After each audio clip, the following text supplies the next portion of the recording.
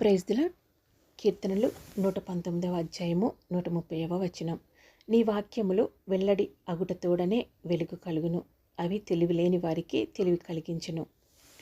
మనము చాలామంది పరిశుద్ధ గ్రంథమును చదువుతాము, దైవజనులు చెప్పే బోధలను వింటాము, ప్రార్థనలు చేస్తాము, దేవుని వాక్యాన్ని కూడా గౌరవిస్తాము.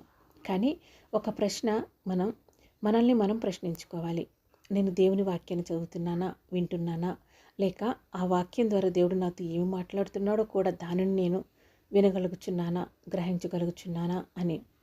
ఇక్కడే మనమందరం గుర్తించవలసి ఉన్న ఒక ముఖ్యమైన తేడా ఉంది. పరిశుద్ధ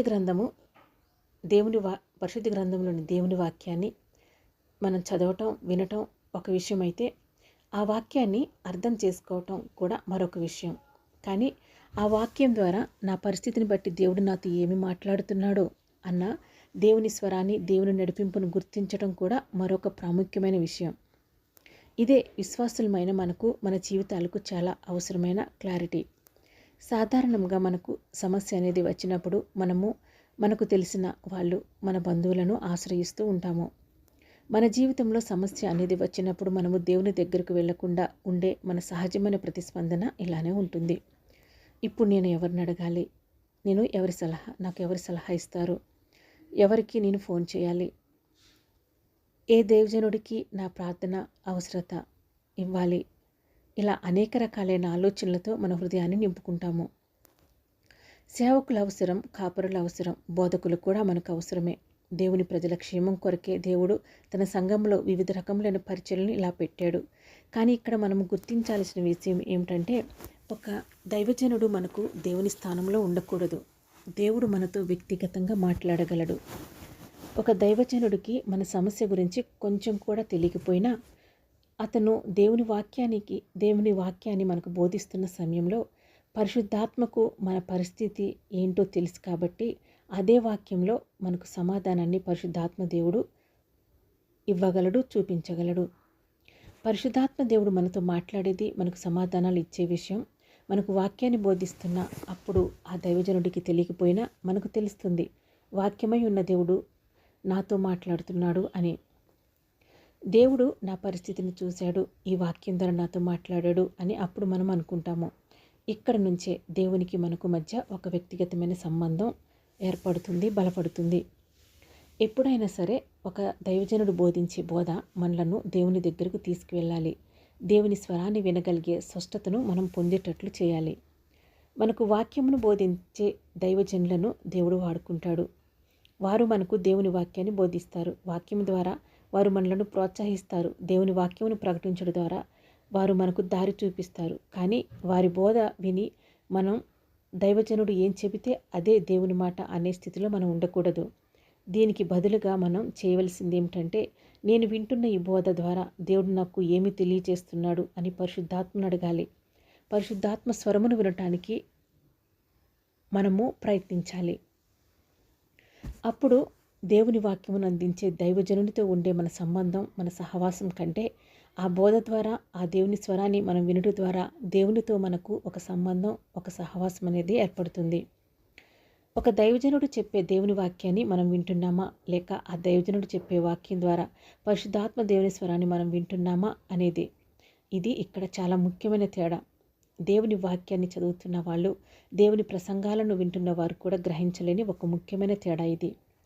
మనకు వాక్యాన్ని అందించే సేవకులు ప్రతిసారి మన సమస్యలను తెలుసుకోలేరు, గ్రహించలేరు. కానీ మన అంతరంగం ఏమిటో వాళ్ళకి తెలియకపోయినా దేవునికి తెలుసు. పరిశుద్ధాత్మ మనకు ఎందుకు ఇవ్వబడింది అని అంటే, యోహాను సువార్త 14వ అధ్యాయము 26వ వచనంలో యేసు ప్రభువు ఇలా చెప్పారు. ఆదరణకర్త అనగా తండ్రి నా నామమున పంపబోవు పరిశుద్ధాత్మ లేక ఉత్తరవాది సమస్తమును మీకు బోధించి నేను మీతో చెప్పిన సంగతులన్నింటినీ మీకు జ్ఞాపకం చేయను అని. మనము దేవుని వాక్యాన్ని వింటున్నప్పుడు, చదువుతున్నప్పుడు మనకి ఇవ్వబడిన పరిశుద్ధాత్మ మనకు బోధిస్తుంది. మన సమస్య ఏమిటో మనకి వాక్యాన్ని బోధిస్తున్న దైవజనులకు తెలియదు, కానీ మనలో ఉన్న దేవుని ఆత్మకు అది తెలుసు. అందుకే యోహాను సువార్త 16వ అధ్యాయము 13వ వచనంలో ఇలా ఉంది.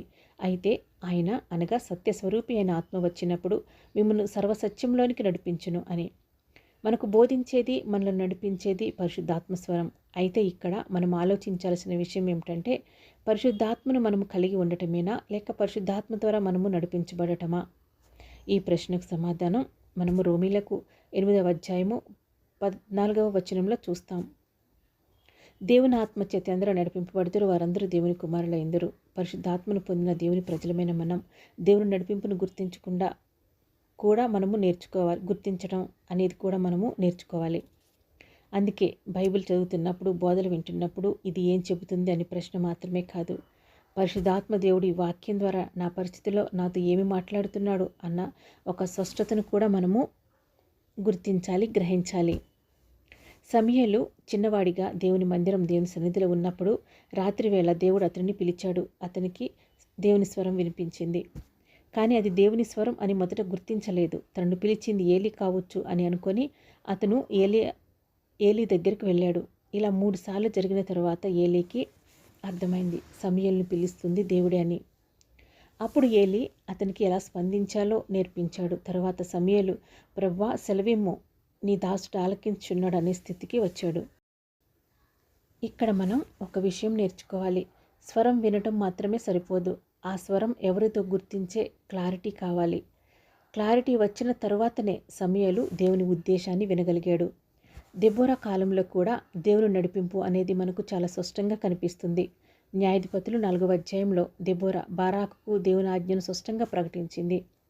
ఆమెకు దేవుని స్వరంలో వచ్చిన స్పష్టతతో, ఒక నిశ్చయతో ఆమె మాట్లాడింది. ఆమెకు దేవుడు ఏమి చెప్పాడో క్లియర్గా తెలిసినందువల్ల ఆమె భయంతో, అయోమయంతో నిలబడలేదు. ఒక క్లారిటీ, ఒక ధైర్యాన్ని ప్రజలకిచ్చింది.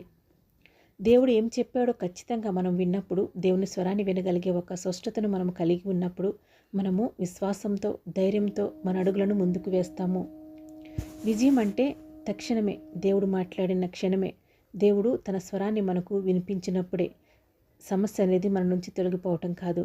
దేవుడు ఏమి చెప్తున్నాడో, నేను ఏ దిశలో, ఏ మార్గంలో నడవాలో మనకు ఒక స్పష్టత రావటం కూడా ఒక గొప్ప విజయం. దేవుని ప్రజలముగా మనము పరిశుద్ధ గ్రంథంను ఎంతో జాగ్రత్తగా చూసుకుంటాము. మనము దాన్ని ఎంతో గౌరవంగా, భద్రంగా మన వద్ద ఉంచుకుంటాము. అందమైన కవర్లో, మన గృహాల్లో, ఉన్నతమైన స్థానంలో కూడా దానిని మనము పెట్టుకోవచ్చు. దాన్ని ప్రతిరోజు కూడా మనము చదువుతూ ఉండవచ్చు. కానీ దేవుని వాక్యం మన జీవితంలో పనిచేయాలంటే అది కేవలం పుస్తకంలో ఉన్న అక్షరాలుగా మిగిలిపోకూడదు. వాక్యం ఒక దేవుని మాటగా మన హృదయానికి తగలాలి. కీర్తనలు 119వ అధ్యాయము 130వ వచనంలో, నీ వాక్యములు వెల్లడి అగుడు తోటనే వెలుగు కలుగును, అవి తెలివి లేని వారికి తెలివి కలిగించును అని ఉంది. వెలుగు వచ్చినప్పుడు చీకటిలో ఉన్న విషయం కనిపిస్తుంది. అలాగే దేవుని వాక్యం మనము కలిగి ఉన్న పరిస్థితిలో వెల్లడైనప్పుడు ఇదే నా పరిస్థితికి దేవుడు చెబుతుంది అనే ఒక స్పష్టత, ఒక నిశ్చయత మనకు వస్తుంది. ఇక్కడ ఒక జాగ్రత్త కూడా మనకు అవసరం. మనకు వచ్చిన ప్రతి వాక్యాన్ని తీసుకొని, అంటే మనకు నచ్చిన వాక్యాన్నింటినీ తీసుకొని ఇదే దేవుడు నాకు చెప్పాడు అని మనం నిర్ణయించుకోకూడదు. దేవుని వాక్యాన్ని దాని సందర్భంలో మనము అర్థం చేసుకోవాలి. పరిశుద్ధాత్మ నడిపింపును వాక్య సత్యంతో మనము పరిశీలించాలి. ఎందుకంటే దేవుని స్వరం ఎప్పుడు కూడా దేవుని వాక్యానికి విరుద్ధంగా ఉండదు. అందుకే మనకు కావలసింది మన ఊహ కాదు, మన భావోద్వేగం అసలు కాదు. మనకు కావలసింది వాక్యంతో కూడిన ఒక స్పష్టత. మనకు ఒక సమస్య వచ్చింది, అప్పుడు మనకు ఏమి చేయాలో తెలియదు. మన హృదయం భారంగా, భయంగా ఉంటుంది, అయోమయంగా కూడా అప్పుడు మనం ఉంటాము. ఆ సమయంలోని మన పరిస్థితికి తగినటువంటి దేవుని వాక్యం ద్వారా మనకు ఒక స్పష్టత, ఒక నడిపింపు మనకు దొరికితే అది ఒక మార్పును మనకు తీసుకొని వస్తుంది. దేవుడు నన్ను విడిచిపెట్టలేదు. ఈ పరిస్థితిలో కూడా దేవునికి ఒక ఉద్దేశం ఉంది, నేను ఏ మార్గంలో నడవాలో నాకు తెలుసు అని అప్పుడు మనం ఆ పరిస్థితిని చూసి మాత్రమే మనం స్పందించము. దేవుడు చెప్పిన దానిని మనం విన్న ఆ దేవుని స్వరాన్ని, పరిశుద్ధాత్మ నడిపింపును బట్టి అప్పుడు మనము స్పందిస్తాము. ఇదే దేవుని వాక్యం ద్వారా, దేవుని స్వరాన్ని మనం వినుట ద్వారా మనలో కలిగే విశ్వాసం.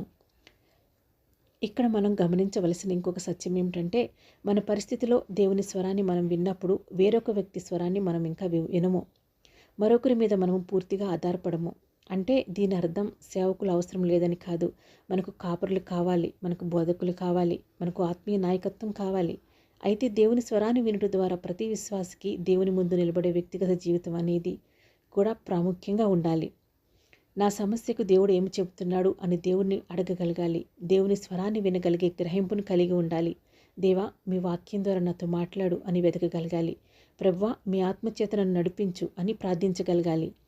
అప్పుడు మనకు బోధించే దైవజనులు లేకపోయినా మన విశ్వాసం కూలిపోదు. ఎందుకంటే మన విశ్వాసానికి మూలం దైవజనుడు కాదు, మన విశ్వాసానికి మూలం దేవుడే. కాబట్టి ఈ దినాలలో మనకు చాలా పరిశుద్ధ గ్రంథాలు ఉన్నాయి, లెక్కలేని బోధలు ఉన్నాయి, చాలా ప్రసంగాలు కూడా ఉన్నాయి. మనము వినగలిగేటట్లు యూట్యూబ్లో ఎన్నో సందేశాలు ఉన్నాయి, ప్రార్థనలు ఉన్నాయి.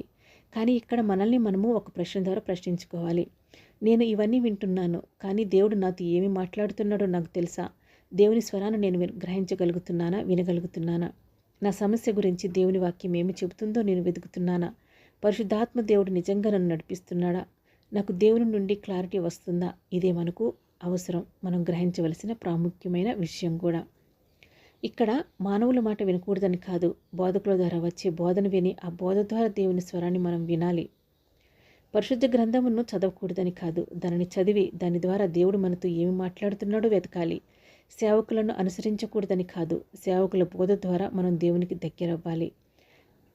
చివరికి మనలో ప్రతి ఒక్కరూ ఇలా చెప్పగలిగే స్థితికి రావాలి. నా పరిస్థితి గురించి నాకు దేవుని నుండి క్లారిటీ ఉంది, ఒక స్పష్టత వచ్చింది. దేవుడు నాకు ఏమి చెబుతున్నాడో నేను విన్నాను, ఆయన వాక్యాన్ని నేను పట్టుకున్నాను, ఆయన నడిపింపును నేను అనుసరిస్తాను అన్న నిశ్చయత మన హృదయంలో కలగాలి. దేవుని ప్రజలకు ఇటువంటి స్థితి వచ్చినప్పుడు అప్పుడు వారి జీవితాలలోనికి సమస్య వచ్చిన ప్రతిసారి భయంతో ఇతరుల చుట్టూ వారు ఇంకా తిరగరు.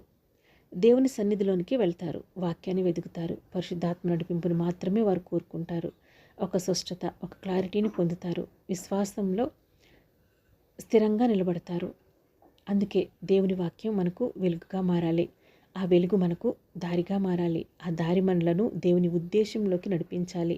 అప్పుడే నీ వాక్యము వెల్లడి అగుట వలన నాకు వెలుగు కలిగెను అని మనము సాక్ష్యం చెప్తాం.